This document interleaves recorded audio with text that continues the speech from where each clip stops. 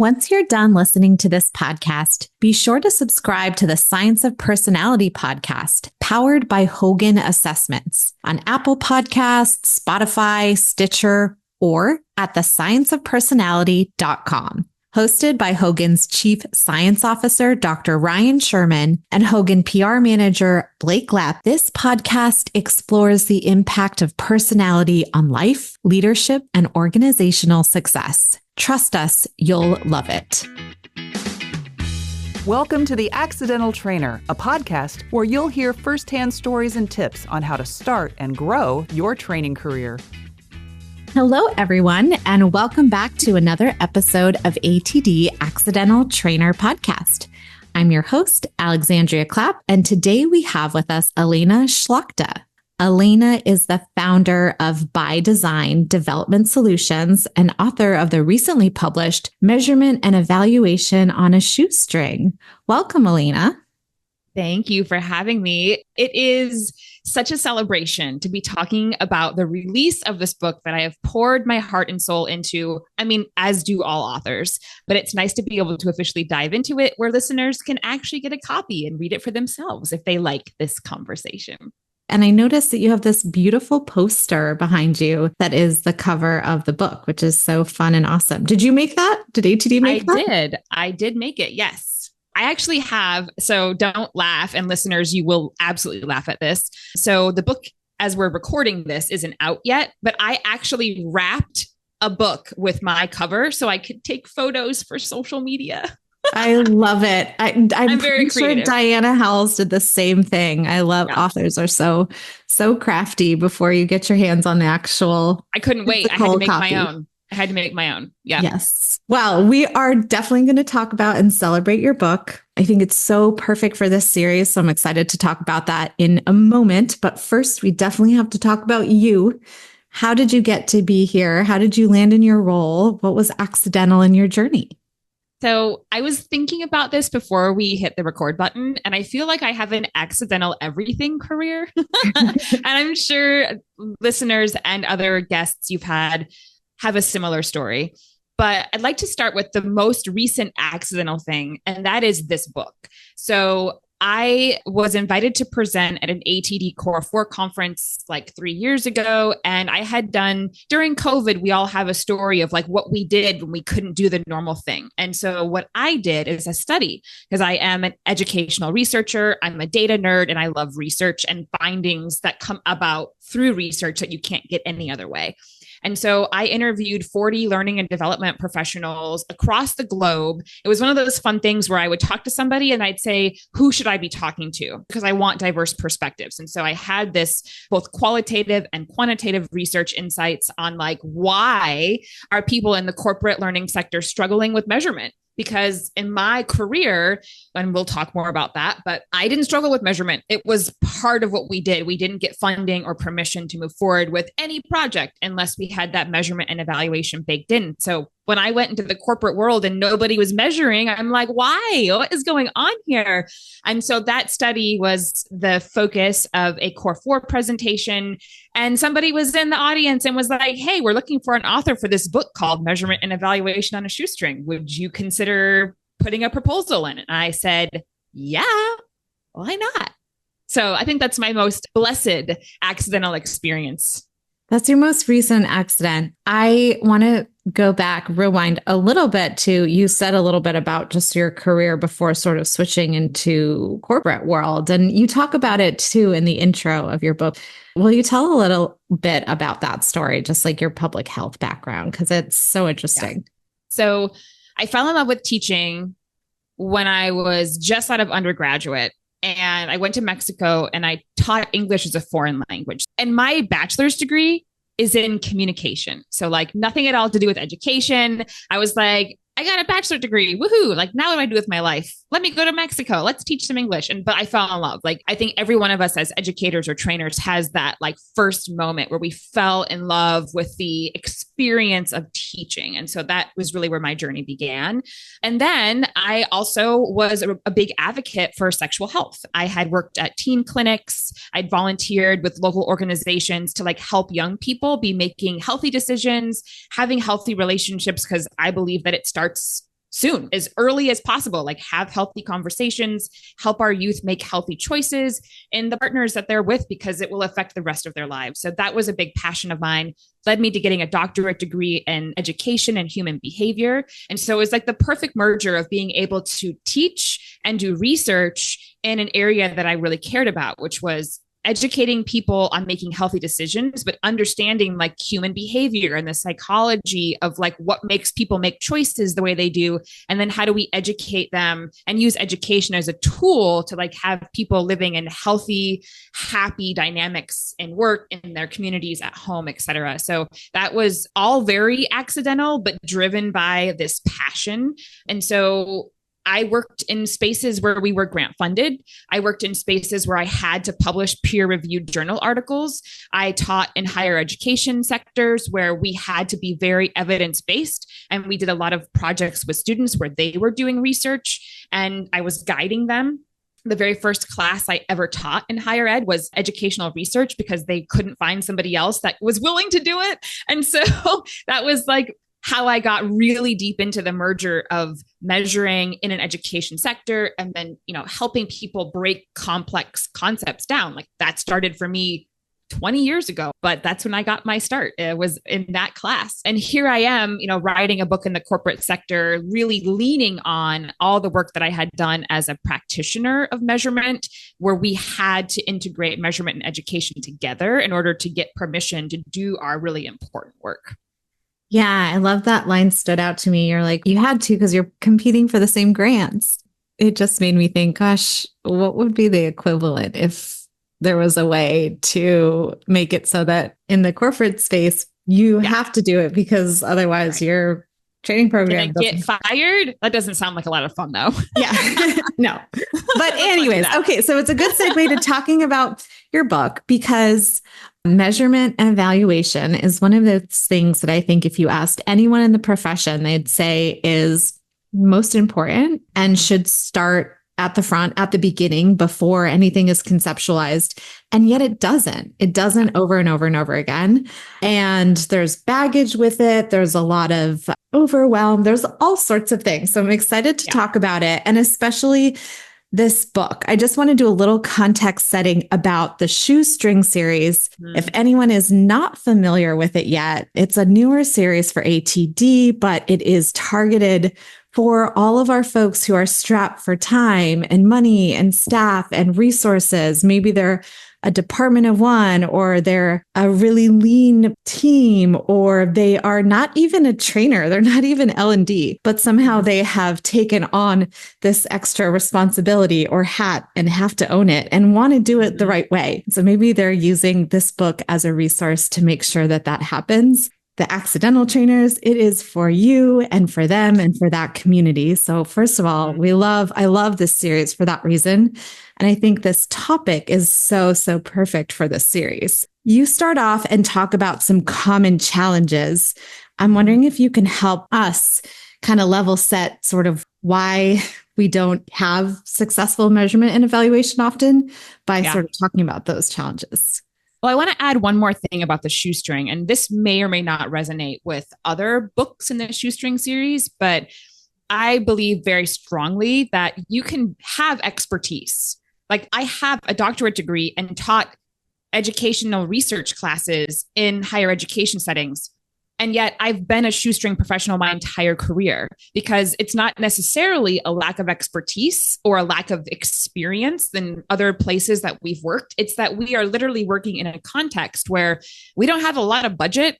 I've been one person or two people in multiple situations, and measurement is a big important part of what we do. And yet we only have so many hours in a week. We only have so many things that we can prioritize at one time. And so I just want to make sure that listeners, whether you have expertise or not, we can all find ourselves in less than ideal situations. And how we prioritize is really what I feel the message is in the book. It's that It's not that we do nothing, because obviously doing nothing or doing not enough is led us to where we are today, which is that we know we should be measuring. We know that we should have results and outcomes of our programs to make better decisions, and yet we still aren't doing it. And I think we haven't figured out how to navigate the competing priorities and the environment of constant change. And so it really requires, and you mentioned this before we hit the record here, that it requires a mindset shift.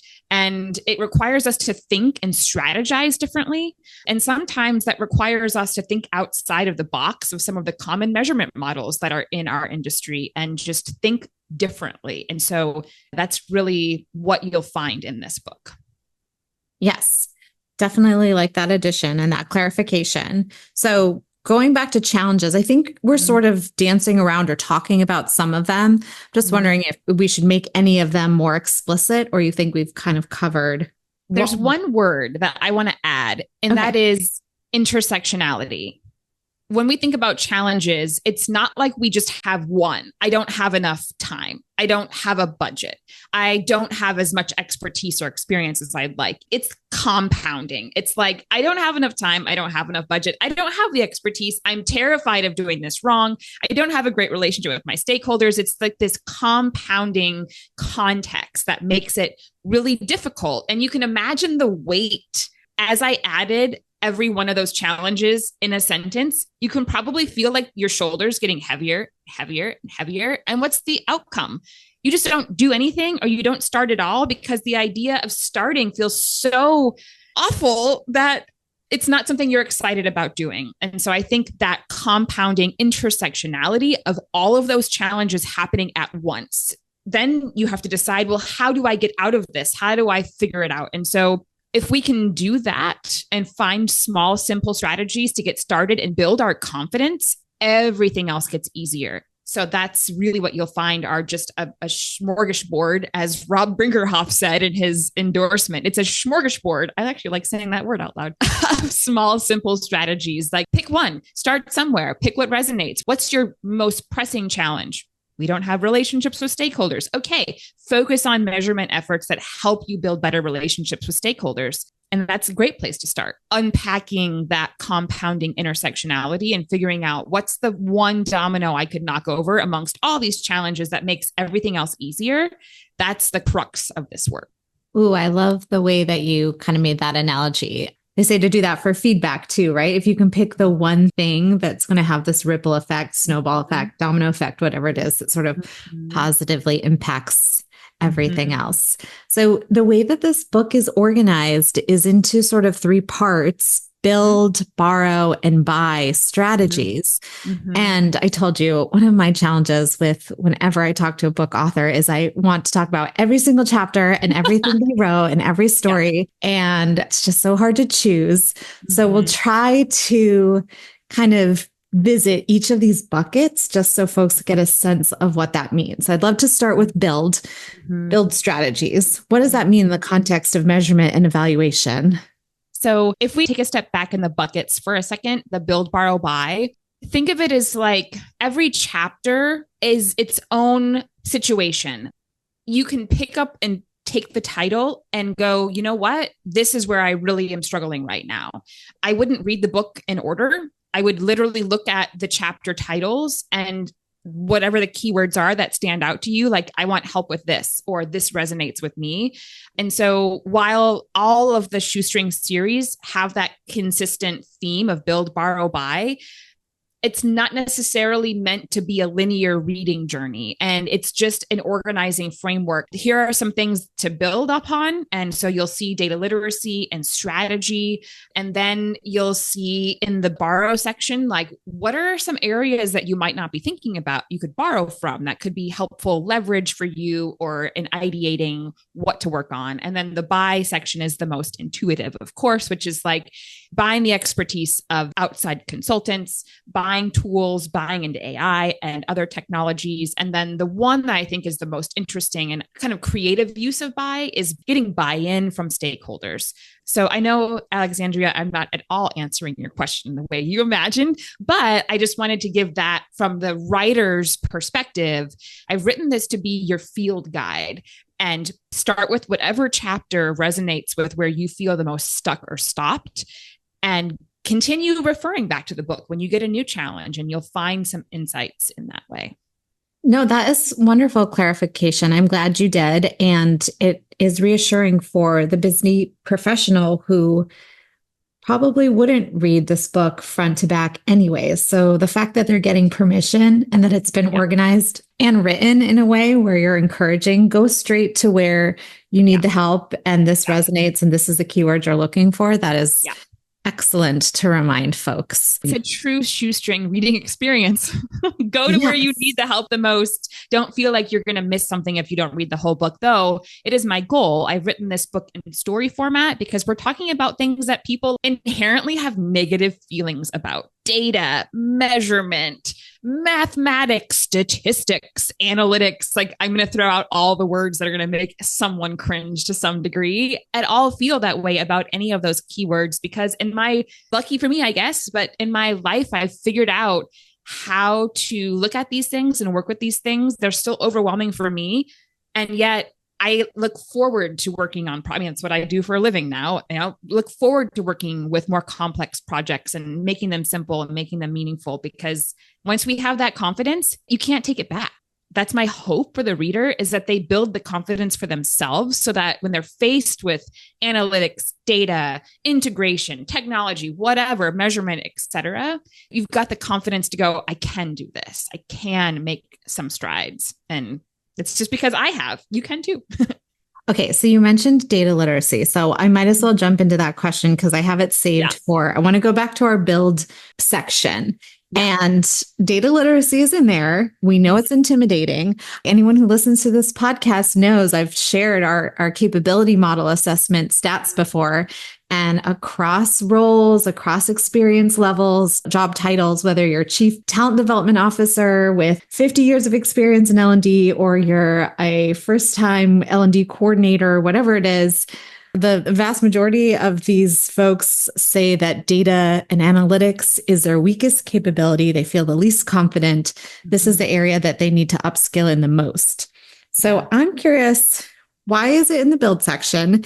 And for folks who are trying to do measurement and evaluation on a shoestring and feel like maybe they're coming in with looking for an opportunity for a quick fix and a tool that's going to help them jump in and get the job done, that seems scary to be like coming across data literacy in there.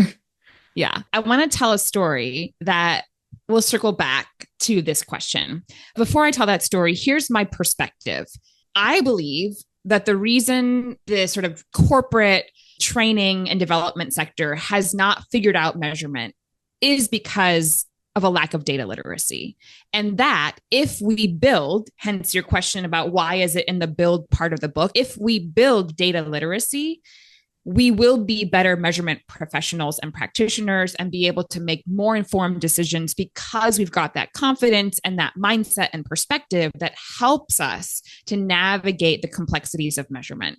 I believe that strongly. Josh Bersin has written about this. Other authors have written about this. We have to knock that data literacy domino over because it will be the thing that makes everything else easier in the realm of measurement and advocating for and designing and delivering good learning. It really all goes back to data literacy and those fundamental measurement principles, which are really just data literacy principles. So that's my perspective. But why is it that we should focus on this instead of outsourcing it?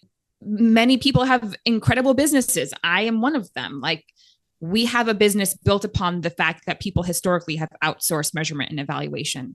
And it's not to say you shouldn't partner with those organizations that have that talent and the tools to help you. But here's the story. If we outsource, in many cases, we're outsourcing the expertise and the fundamental knowledge that we need to be able to make good choices when we outsource and have great strategic, useful partnerships with the external vendors we're working with. So my story, one of my first clients was in the financial sector and built an entire learning program teaching people the fundamentals of profit and loss statements and, working with financials and what are really good benchmarks for different sectors of the business and marketing expenses, rent expenses, cost of sale.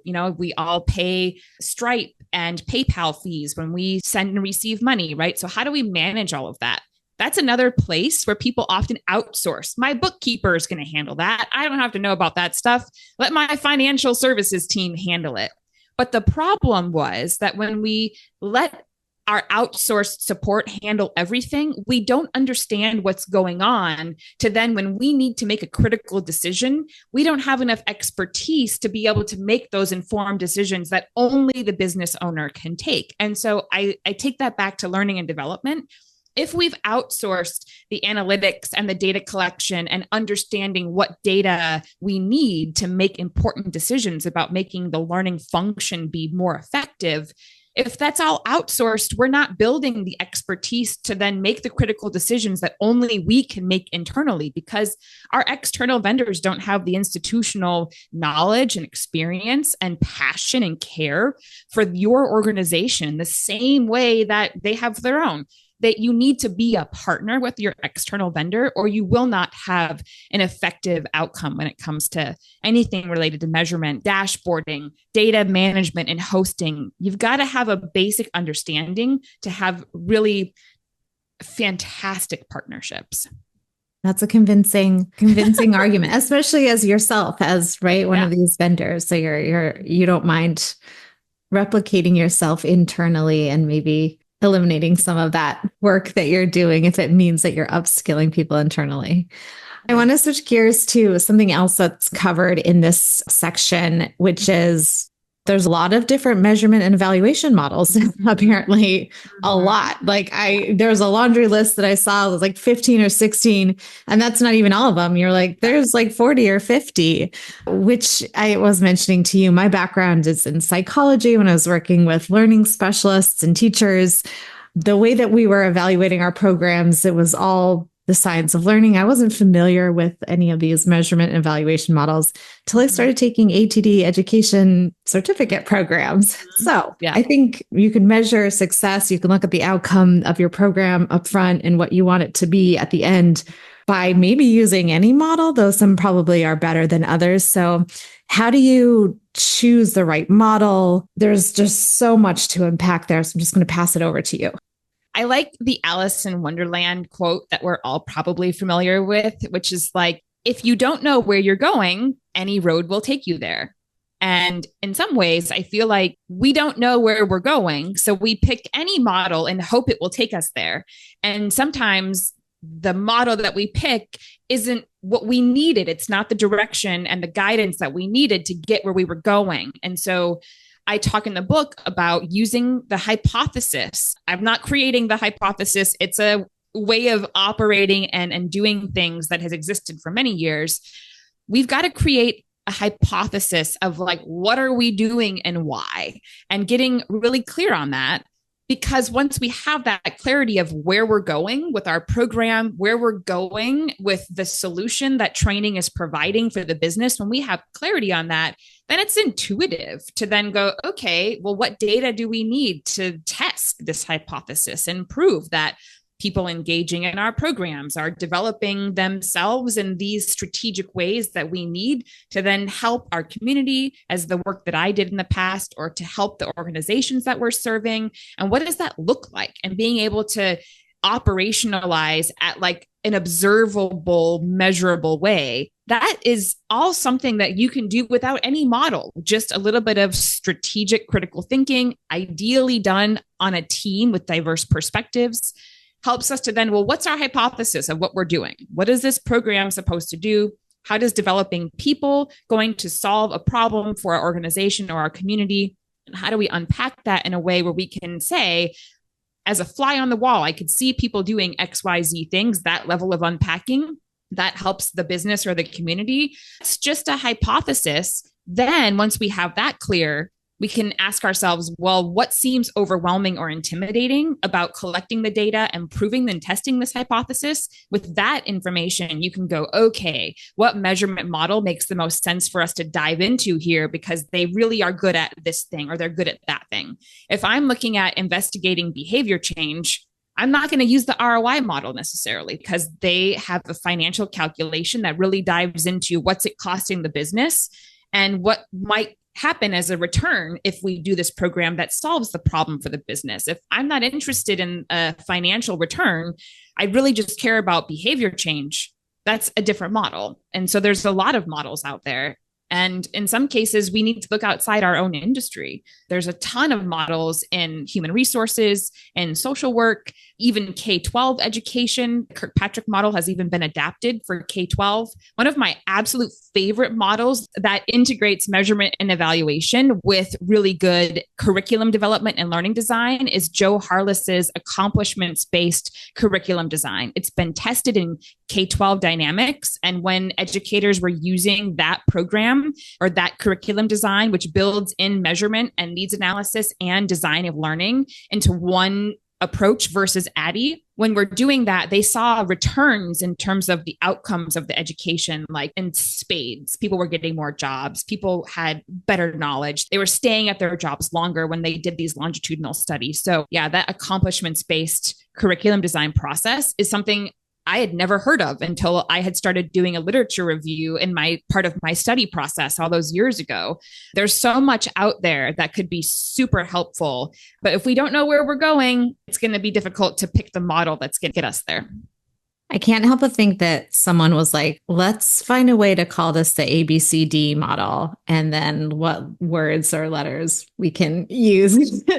And I know we're skipping around different chapters. We're definitely not covering everything that's in part one, but I want to make sure we talk about some of these other strategies. So let's jump to the next section of your book where you talk about borrow. And I reached out to you before I had even gotten to review the PDF version that to me, one of the things I hear over and over again is this like time scarcity and just overwhelm of all of the things on your plate.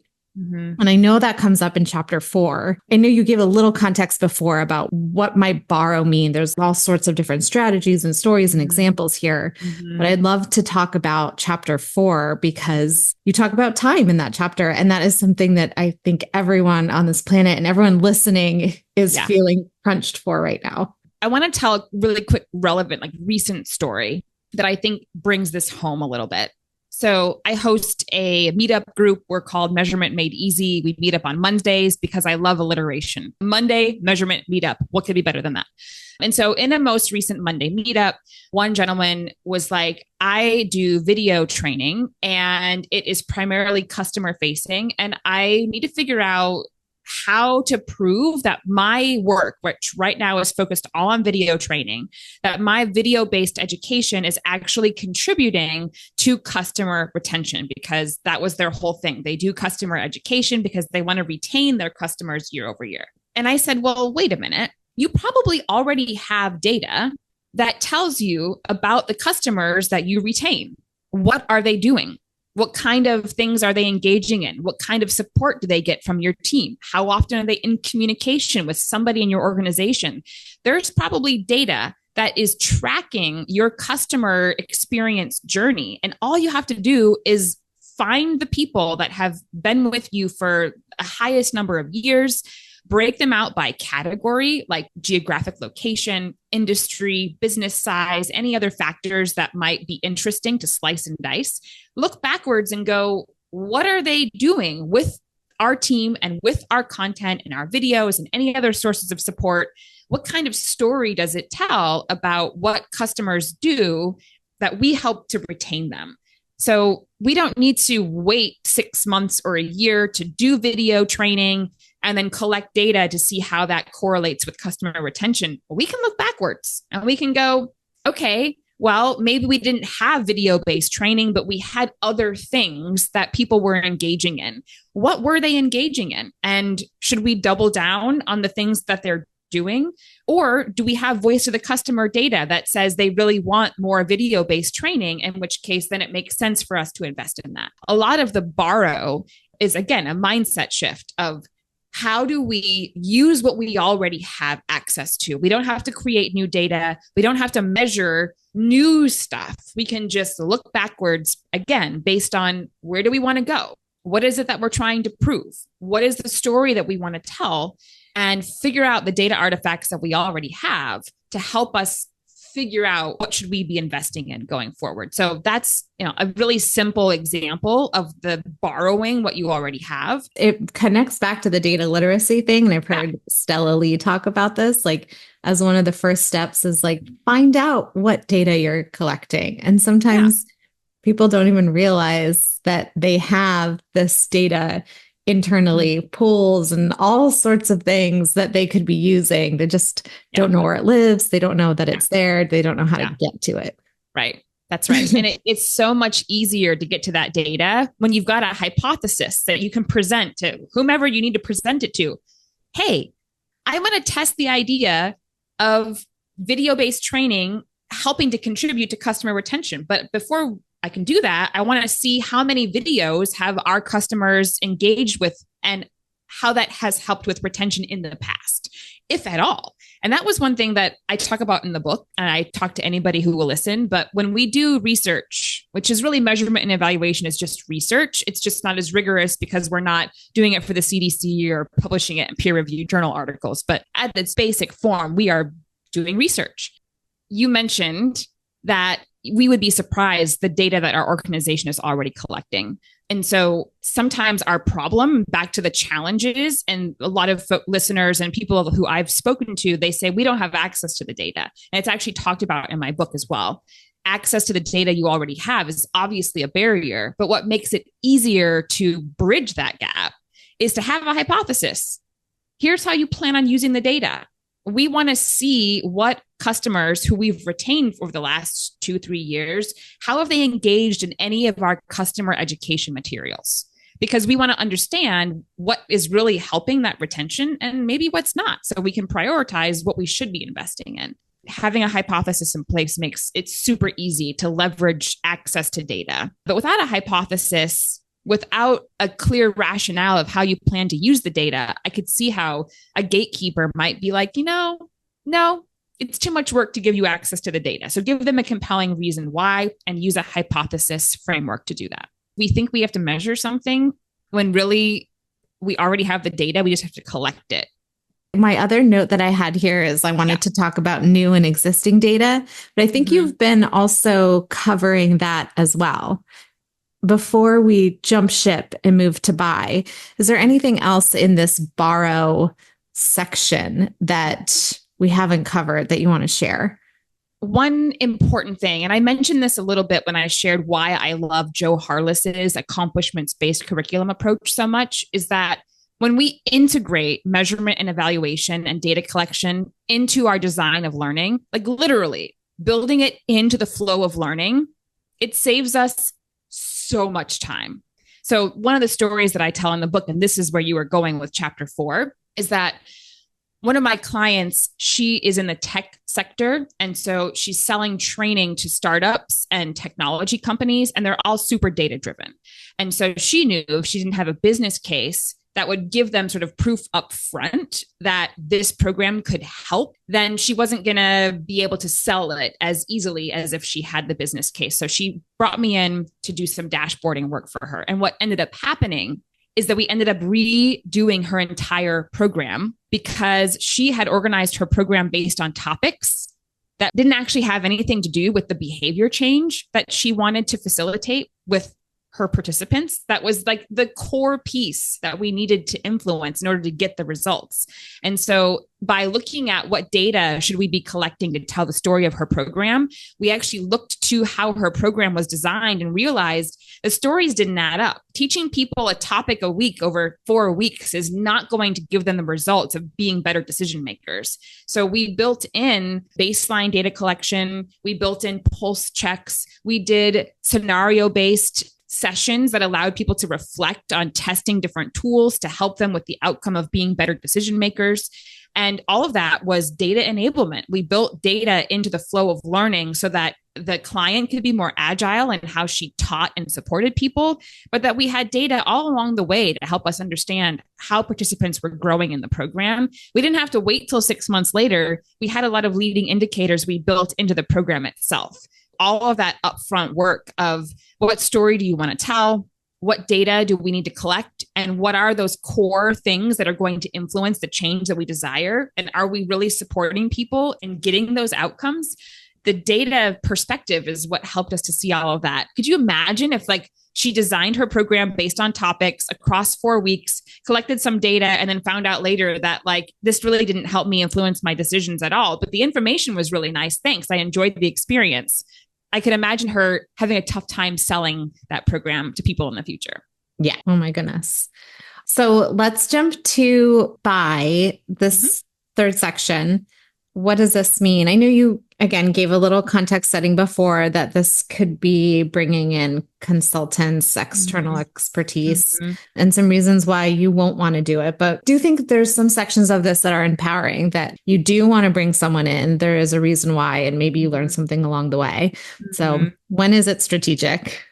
I like to do a kind of cost benefit analysis. And if I'm an internal, because I've done this before myself, and now I'm an external vendor, but I've been an internal member of organizations for most of my career and was faced regularly with, do we give this to a consultant or an external expert, or do we build the expertise ourselves? And so this upfront cost benefit analysis really involves, okay, well, there's always going to be an upfront cost. It's like acquiring the new technology, building in the knowledge, transferring that internally to whomever needs it. Whether we have an external consultant or we're doing something internally, there's usually internal knowledge building that's required in any initiative.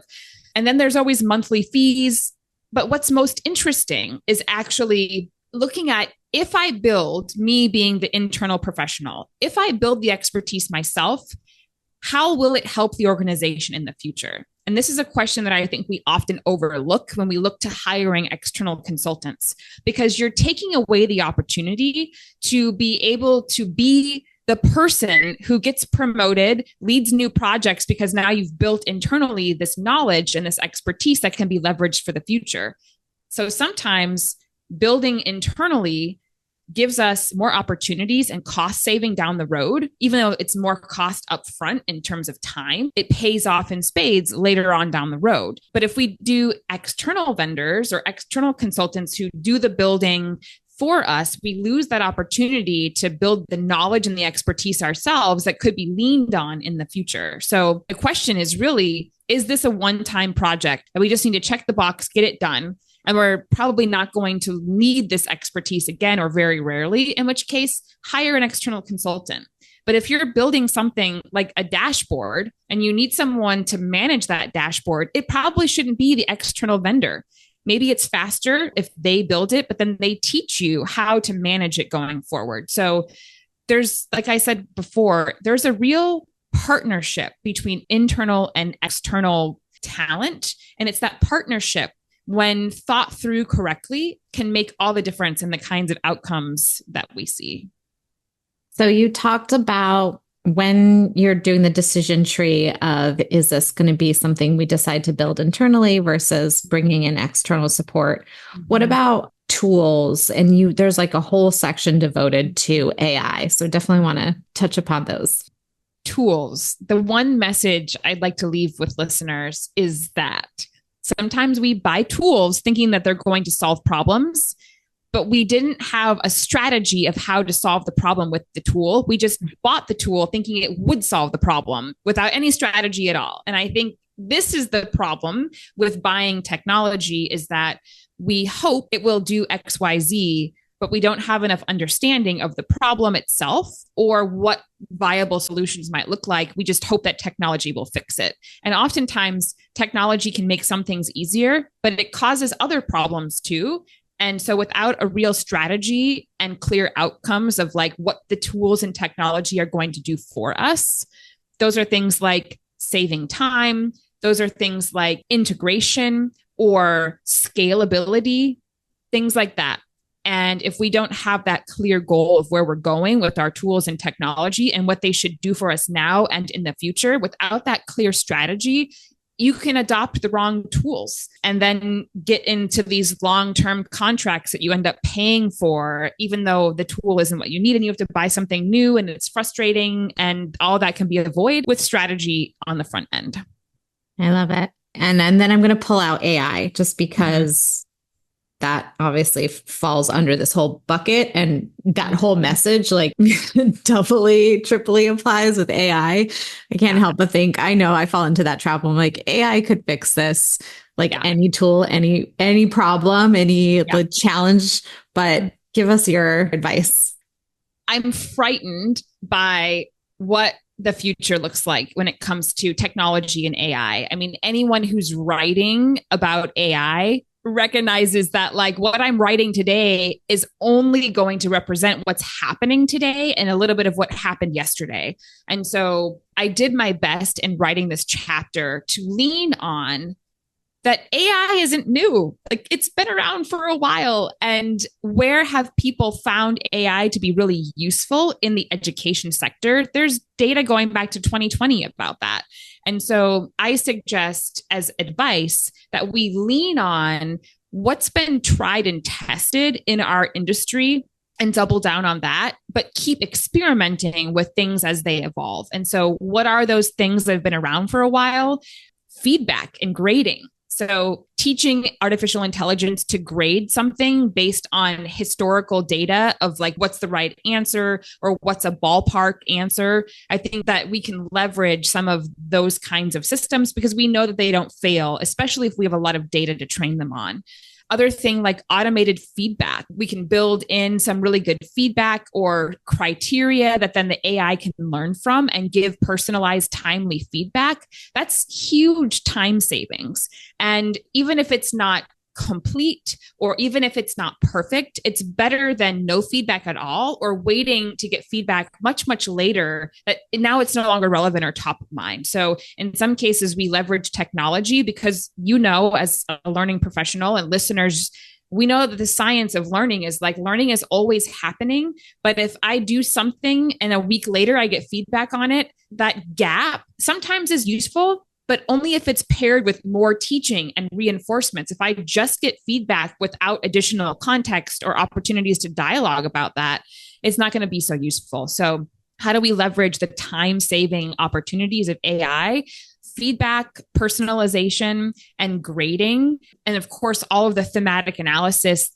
AI is really great with narratives. It's been trained on Google and internet data from ages before. And so it's really good working with narratives. I would never trust AI to calculate an ROI equation. There's way too many components of that are required. And half the time, the data that we have is actually not the right data in an ROI equation. And so trusting AI with something where the data isn't accurate in the first place is going to cause a whole bunch of problems. So trust AI with what it's good at right now today, and that is with narrative data and some of the time-saving things that AI can do in forms of AI agents and chatbots and performance support that where it can be trained on data that we already have. Such good advice. We're starting to run out of time, so I want to make a broader question here. Any other words of advice or encouragement where we're not strapped to one of these build, borrow, buy buckets or following a specific chapter in your book? What are some good notes to end on? Experiment is one of the things that's going to help you gain confidence, whether you're using artificial intelligence, experimenting with those tools. There's a lot of free versions, whether it's of a technology that's all about automation or it's artificial intelligence, and even experimenting with methodologies to help you measure. Experiment in your personal life. I like to tell people that one of the areas that most all of us really want to get better at is managing our budgets and managing our spending habits. Because if we can get a hold on that, well, the world of possibilities become open with all that extra money we now have in our pocket. So measurement and evaluation are great tools, and all of the components of data collection, where are all the data artifacts that live about your spending habits? Where can you pull them in? How might you integrate them? So I've nerded out on this myself. I know we're going down a rabbit hole, but just stay with me here. So I used to spend money in cash on 3 different credit cards, and then in things like Cash App, PayPal, right? So if we think about the data on my spending habits, it lives in 4 or 5 different places. And what a pain to have to integrate the data to see the full picture of my monthly spending. I could have taken the time to integrate all those data points and like use Zapier to push data into one spreadsheet, or I could just use one credit card and instead change my habits such that I'm collecting data by using one system to give me the full picture of my spending habits. When I think about data literacy and I think about experimentation and all the components of how do we use data to tell stories and see things inside of that data, sometimes it requires us to think outside the box. If your data isn't accessible or it's not integrated, well, maybe it's time to think about different systems that you could use, or use something you already have access to, and it maybe requires you to change, but in you changing, it actually saves a lot of time by trying to navigate a different set of systems and things like that. So experiment in your personal life with all the components of what we need to get the data, integrate it to tell a complete story, and then visualize it. Now you have all of your spending data in one Excel spreadsheet. Practice your own pivot tables to get insights on things that matter to you. So maybe your organization isn't giving you training in how to boost your data literacy skills, but use your personal life as a playground to start practicing some of those things in an area that means something to you, because you'll be more motivated to do it versus overwhelmed with something that you don't have a lot of confidence in.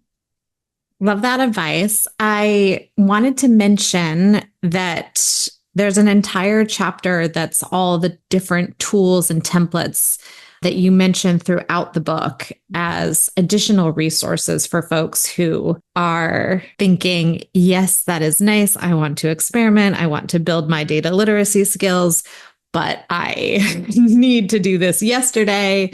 So there are definitely resources in there to help you save time, jump in, do it now, learn as you go, maybe a little bit later too.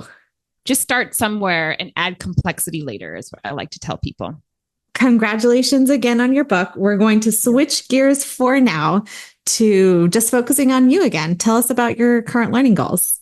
Well, not surprising that I'm recommending to listeners that they pick an area in their personal lives that means something to them and use that as a playground for skill building. So I'm doing that for myself. My community Monday measurement meetup group, it's a passion project. I don't make money on it. It's something that I just love doing to further the mission of boosting data literacy for people that care about that. And so I need to practice integration and visualization and getting better at that myself. It is something, going back to what are the consequences of outsourcing? I've always outsourced the visualization, and as a result, didn't really have the expertise that I needed to help consult my clients or make informed decisions myself. And so I am working on what are the different ways I can integrate the data that comes from my own various sources to help see the journey of engagement in my own meetup group.